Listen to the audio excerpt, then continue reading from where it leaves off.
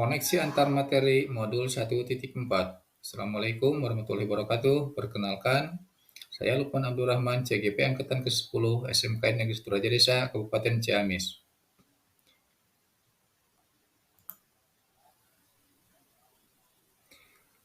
Pada koneksi antar materi modul 1.4, keterkaitan antara modul 1.1, 1.2, 1.3, dan 1.4, keterkaitan antar materi yang pertama dari mulai modul 1.1 yaitu filosofi pemikiran Kajar Dewantara, modul 1.2 nilai dan peran guru penggerak, modul 1.3 visi guru penggerak, dan modul 1.4 yaitu budaya positif. Perkenalkan, nama saya di sini Lukman Abdurrahman sebagai CGP, Bu Herlina sebagai pengajar praktek, dan Bapak Charhadi sebagai fasilitator. Keterkaitan antar materi. Keterkaitan antara modul 1.1, 1.2, 1.3, dan 1.4 di sini saling keterkaitan dari mulai modul 1.1 sebagai filosofi dasar pemikiran Kajar Dewantara, modul 1.2 yang merupakan nilai dan peran guru penggerak, modul 1.3 yang merupakan visi dari guru penggerak, dan modul 1.4 yang merupakan budaya positif. Dari kesemua modul yang dimulai dari modul 1.1 sebagai filosofi Ki Hajar Dewantara sampai modul 1.4 yang disebut dengan disiplin positif atau budaya positif, dan ujung-ujungnya diharapkan murid menjadi pelajar profil Pancasila. Nah, di sini filosofi Ki Hajar Dewantara yang pertama yaitu pendidikan adalah menuntun. Arti menuntun yaitu menuntun adalah segala kekuatan kodrat yang ada pada anak, baik kodrat alam dan kodrat zaman, agar mereka mencapai keselamatan dan kebahagiaan yang setinggi-tingginya. Pendidikan menghamba pada murid. Pendidikan haruslah berpihak pada murid sesuai dengan bakat, minat, dan kemampuan anak. Yang ketiga, guru ibarat petani. Artinya, sekolah ibarat lahan atau tanah, dan murid ibarat benih. Nah, di sini petani hanya bisa menuntun dan merawatnya. Nilai dan peran guru penggerak. Dari pernyataan Ki Hajar Dewantara tersebut, maka seorang guru harus mempunyai nilai dan menjalankan perannya agar mampu menuntun tumbuh kembangnya murid melalui pengajaran pembelajaran yang berpusat pada murid. Nah, di sini nilai guru penggerak di sini ada 5. Yang pertama, dia mandiri, reflektif, inovatif, kolaboratif, dan berpusat pada murid. Sedangkan peran dari guru penggerak, yang pertama menjadi pemimpin pembelajaran, yang kedua menjadi coach bagi guru lain, yang ketiga mendorong kolaborasi, yang keempat mewujudkan kepemimpinan murid, dan yang kelima menggerakkan komunitas praktisi. Nah, selanjutnya di sini ada visi dari guru penggerak. Dalam mewujudkan suatu perubahan, diperlukan visi dan langkah-langkah yang tepat dalam mencapainya. Visi dapat terwujud jika terdapatnya kerjasama dengan semua warga sekolah. Oleh karena itu, dalam mewujudkan visi diperlukan langkah konkret dengan menggunakan metode inquiry apresiatif dengan tahapan bagja. Adapun tahapan bagja terdiri dari 5 tahapan. Yang pertama, buat pertanyaan. Yang kedua, ambil pelajaran. Yang ketiga, gali mimpi. Yang keempat, jabarkan rencana. Dan yang terakhir, yang kelima, yaitu atur eksekusi. Nah, selanjutnya, pada modul 1.4 yang disebut dengan budaya positif. Berdasarkan tahapan penerapan bagja tersebut, akan muncul pembiasaan positif di sekolah yang kita kenal dengan budaya positif. Budaya positif ini akan menimbulkan rasa aman dan nyaman pada murid pada proses pembelajaran. Budaya positif juga dapat mendorong murid untuk mampu berpikir, bertindak, dan mencipta sebagai proses memerdekakan dirinya sehingga murid lebih mandiri dan bertanggung jawab. Pada koneksi antar materi di sini ada refleksi pertanyaan. Yang pertama, pemahaman atas segala keseluruhan materi modul budaya positif. Pertanyaan pertama, Sejauh mana pemahaman Anda tentang konsep-konsep inti yang telah Anda pelajari di modul ini, yaitu disiplin positif, teori kontrol, teori motivasi, hukuman dan penghargaan, posisi kontrol guru, kebutuhan dasar manusia, keyakinan kelas, dan segitiga restitusi. Adakah hal-hal yang menarik untuk Anda dan di luar dugaan? Yang pertama, disiplin positif. Artinya di sini pendekatan proaktif untuk menciptakan lingkungan belajar yang positif dan suportif. Kemudian berfokus pada pencegahan masalah dan pengembangan karakter positif pada siswa. Kemudian melibatkan 5 keyakinan dasar tentang anak-anak dan bagaimana mereka belajar. Yang kedua yaitu teori kontrol. Dalam teori kontrol yaitu menjelaskan bagaimana manusia berusaha untuk memenuhi kebutuhan dasar mereka dan merasakan rasa kontrol atas hidup mereka. Kemudian 3 jenis kebutuhan kontrol kebutuhan untuk memiliki kebutuhan, untuk terhubung, dan kebutuhan untuk kompeten. Dan yang terakhir, perilaku manusia dimotivasi oleh usaha untuk memenuhi kebutuhan. Yang ketiga yaitu teori motivasi. Pada teori motivasi, yang pertama kita mengenal faktor-faktor yang mendorong dan mengarahkan perilaku manusia. 2 jenis motivasi utama yaitu motivasi intrinsik dan ekstrinsik. Motivasi intrinsik lebih kuat dan tahan lama daripada motivasi ekstrinsik. Yang keempat, hukuman dan penghargaan. Pada hukuman dan penghargaan timbul yang disebut pertama itu konsekuensi dari perilaku yang dapat digunakan untuk membentuk perilaku siswa. Kemudian hukuman fokus pada aspek negatif dari perilaku, sedangkan penghargaan fokus pada aspek positif. Penggunaan hukuman dan penghargaan yang efektif harus mempertimbangkan beberapa faktor seperti usia siswa, jenis pelanggaran, dan riwayat perilaku siswa. Yang kelima, posisi kontrol guru. Nah, di sini ada yang pertama, 5 cara berbeda yang dapat diambil guru untuk menanggapi perilaku siswa. Posisi kontrol yang efektif adalah yang mempromosikan rasa hormat dan tanggung jawab pada siswa. Yang keenam, kebutuhan dasar manusia. Meliputi kebutuhan dasar yang harus dipenuhi agar manusia dapat berkembang dan belajar. Kemudian, 5 kebutuhan dasar manusia: kelangsungan hidup, kasih sayang, koneksi, kompetensi, dan makna. Ketika kebutuhan dasar manusia tidak terpenuhi, siswa lebih cenderung berperilaku negatif. Yang ketujuh, keyakinan kelas. Kepercayaan yang dipegang guru tentang siswa dan pembelajaran. Keyakinan kelas yang positif dapat menciptakan lingkungan belajar yang lebih produktif dan suportif. Yang kedelapan, segitiga restitusi, yaitu pendekatan untuk menyelesaikan masalah disiplin yang berfokus pada pemulihan dan perbaikan hubungan. Kemudian segitiga restitusi melibatkan 3 pihak, yaitu korban, pelaku, dan komunitas. Tujuan restitusi adalah untuk membantu pelaku memahami dampak dari tindakan mereka dan menebus kesalahan mereka kepada korban.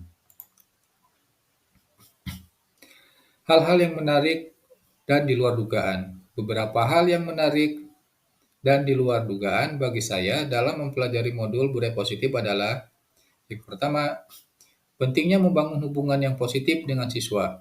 Hubungan yang positif antara guru dan siswa merupakan landasan untuk menciptakan lingkungan belajar yang disiplin dan positif. Yang kedua, fokus pada pencegahan masalah daripada hanya menghukum pelanggaran. Pendekatan proaktif ini lebih efektif dalam jangka panjang untuk menciptakan budaya yang positif. Penggunaan segitiga restitusi sebagai alat untuk menyelesaikan masalah disiplin. Segitiga restitusi adalah pendekatan yang lebih adil dan restoratif untuk menyelesaikan masalah daripada hukuman tradisional. Yang kedua, perubahan apa yang terjadi pada cara berpikir Anda dalam menciptakan budaya positif di kelas maupun sekolah maupun sekolah Anda setelah mempelajari modul ini. Nah, di sini setelah mempelajari modul budaya positif, terjadi beberapa perubahan signifikan dalam cara berpikir saya dalam menciptakan budaya positif di kelas maupun di sekolah. Yang pertama, dari berfokus pada hukuman ke pencegahan. Sebelumnya, saya lebih berfokus pada pemberian hukuman untuk pelanggaran disiplin, namun setelah mempelajari budaya positif, saya memahami bahwa pencegahan masalah jauh lebih penting dan efektif dalam jangka panjang. Saya mulai mencari cara untuk menciptakan lingkungan belajar yang positif dan suportif, di mana siswa lebih kecil kemungkinan untuk berperilaku negatif. Yang kedua, memahami kebutuhan dasar siswa. Modul budaya positif membantu saya memahami pentingnya memenuhi kebutuhan dasar siswa untuk belajar dan berkembang. Saya mulai lebih memperhatikan tanda-tanda bahwa siswa mungkin tidak memiliki kebutuhan dasar mereka terpenuhi seperti kelaparan, kelelahan, atau kurang tidur. Saya juga berusaha untuk menciptakan lingkungan belajar yang aman dan suportif, di mana semua siswa merasa diterima dan dihargai. Yang ketiga, membangun hubungan positif dengan siswa. Saya menyadari bahwa hubungan positif antara guru dan siswa adalah landasan untuk menciptakan budaya kelas yang disiplin dan positif.